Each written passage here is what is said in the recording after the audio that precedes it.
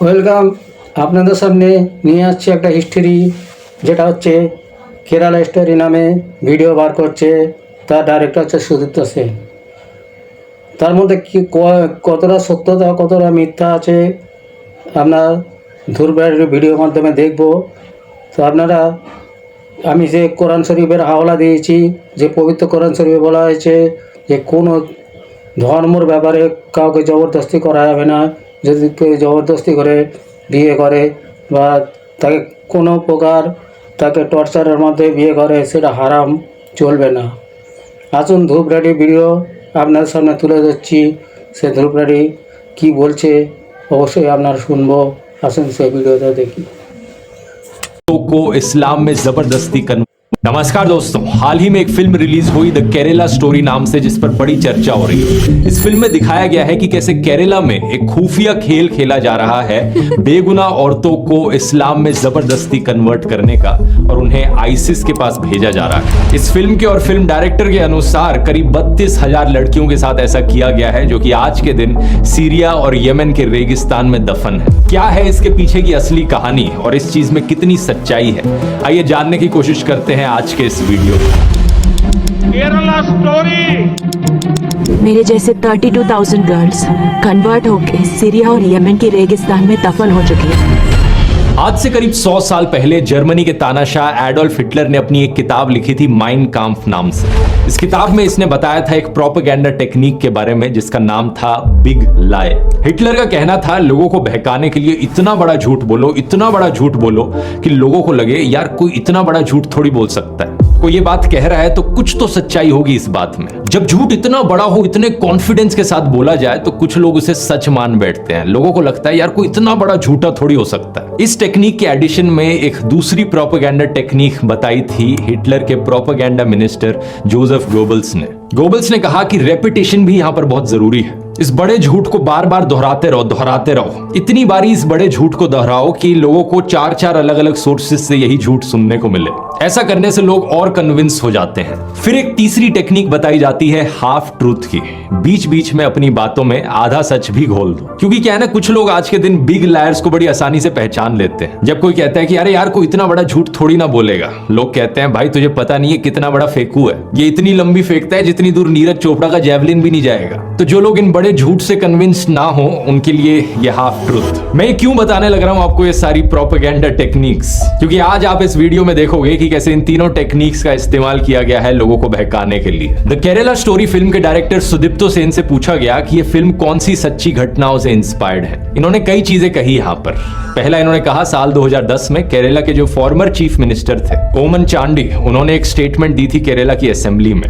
आप इस स्टेटमेंट को गूगल कर सकते हो और कुछ एक इंडिया टुडे की रिपोर्ट सामने आती है। 2500 औरतें, इस्लाम, केरला, ओमन चांडी, बात तो सही है। फिर कहा गया कि एक और former chief minister of Kerala VS Achuthanandan ने एक समय पर कहा था कि केरला अगले 20 सालों में इस्लामिक स्टेट बनने वाला है। आप इस चीज को गूगल पे सर्च करते हो और आपको यूट्यूब या ट्विटर पे वीडियो दिखता है, आपको लगता है यार हाँ ये बात भी सही है। फिर फिल्म के टीजर में दिखाया जाता है एक लड़की कहती है कि मैं फातिमा हूं और मैं अफगानिस्तान की जेल में हूं। आप इस चीज को गूगल पे सर्च करते हो और द हिंदू का एक न्यूज आर्टिकल दिखता है, फातिमा, अफगानिस्तान की जेल, इस्लामिक स्टेट। ये चीज भी सही है। यही सारी चीजें दोस्तों एक बढ़िया एग्जाम्पल है हाफ ट्रूथ का। ज्यादातर लोग ऊपर से हेडलाइंस पढ़ लेते हैं लेकिन डिटेल में नहीं जाते। पहले आर्टिकल की बात करते हैं, साल 2012 का ये इंडिया टुडे का आर्टिकल। केरला के फॉर्मर चीफ मिनिस्टर ओमन चांडी इन्फॉर्म करते हैं स्टेट लेजिस्लेचर को कि साल 2006 से 2012 के बीच में 2667 औरतों ने इस्लाम में कन्वर्ट किया। 6 सालों में करीब 2500 औरतों ने। लेकिन बात नोट करने वाली ये है कि क्या उन्होंने कभी भी फोर्स्ड कन्वर्जन शब्द का इस्तेमाल किया। उन्होंने कहा कि हम अपनी स्टेट में कोई फोर्स्ड कन्वर्जन नहीं होने देंगे और ना ही हम मुसलमानों के खिलाफ हेट कैंपेन टॉलरेट करेंगे लव जिहाद के नाम पर। क्या यहाँ पर कहीं भी मेंशन किया गया कि कोई भी कन्वर्टेड औरत आईसिस को जाकर ज्वाइन कर रही है? बिल्कुल नहीं। दूसरी साइटेशन देखते हैं, former chief minister VS Achuthanandan का इंटरव्यू। ये केरला के चीफ मिनिस्टर रहे थे 2006 से लेकर 2011 के बीच में। जो वीडियो फैलाया जा रहा है उनका पुराने वाला, इसे सनशाइन पिक्चर्स ने अपलोड किया था, सेम कंपनी जिसने फिल्म बनाई है। सबसे पहली चीज तो इन्होंने इंग्लिश सबटाइटल्स के साथ छेड़छाड़ करी। जो शब्द उनके द्वारा बोले जा रहे हैं और जो सबटाइटल्स यहाँ लिखे जा रहे हैं वो सही नहीं है। दूसरी चीज, यहाँ पर वीएस अच्युतानंदन एक्चुअली में पीएफआई को स्ट्रांगली क्रिटिसाइज कर रहे थे, ये कहते हुए कि वो और धर्मों के यूथ को इन्फ्लुएंस करने की कोशिश कर रहे हैं, जबरदस्ती पैसे देकर उनकी मुसलमान औरतों से शादी कराकर। यहाँ पर भी आईसिस का कोई मेंशन नहीं है। दूसरी चीज, स्टेटमेंट को दिए हुए 13 साल हो चुके हैं। केरला आज भी उतना ही सेफ सेक्युलर स्टेट है जितना 13 साल पहले था।